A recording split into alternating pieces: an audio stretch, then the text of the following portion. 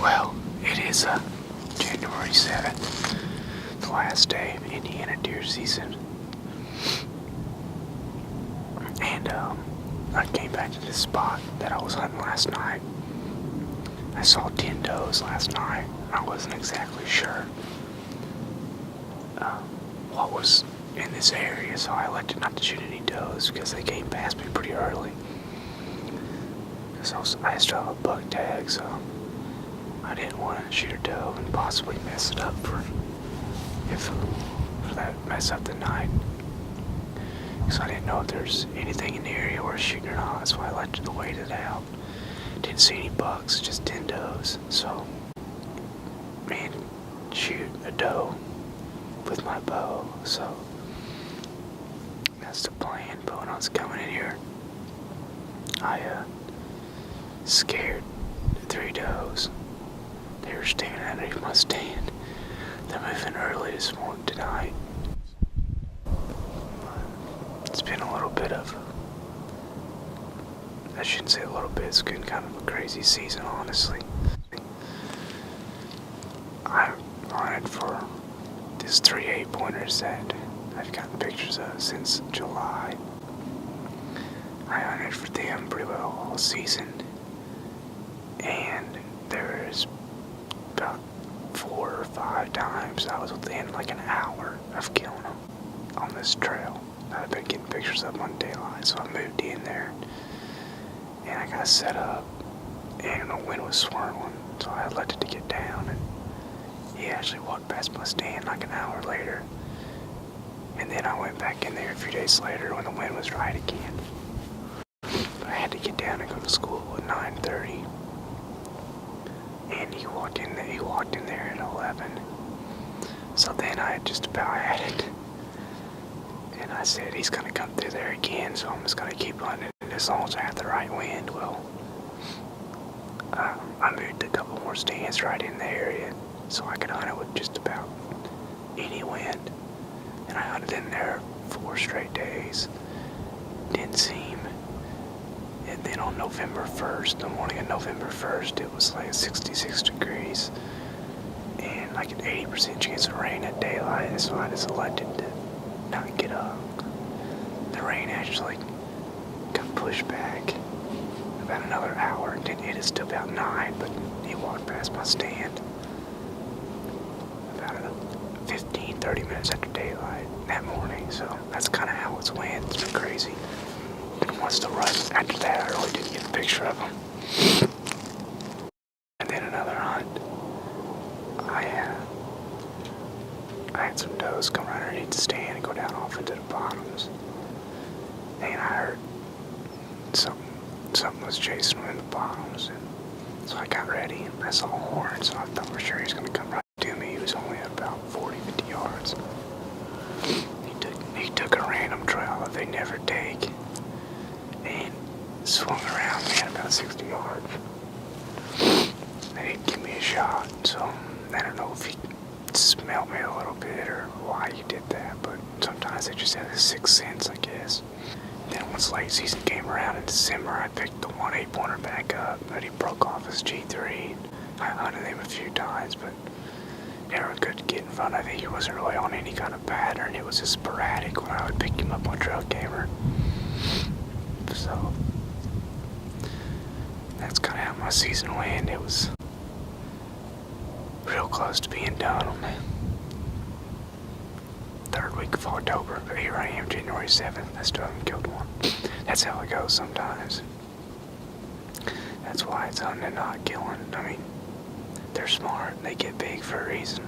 So that pretty well brings you up to date on my season, and hopefully I can close it off tonight with the doe kill. Stay tuned. See what happens.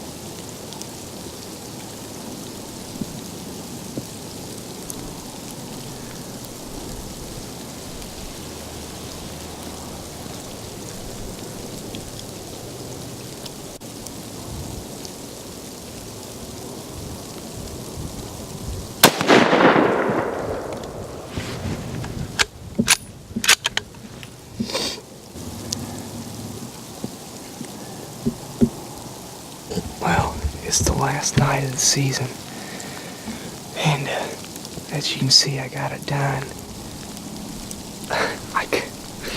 I was wanting to shoot one with a bow so bad. I had them right underneath my stand, and it's the same group of does that was underneath my tree earlier.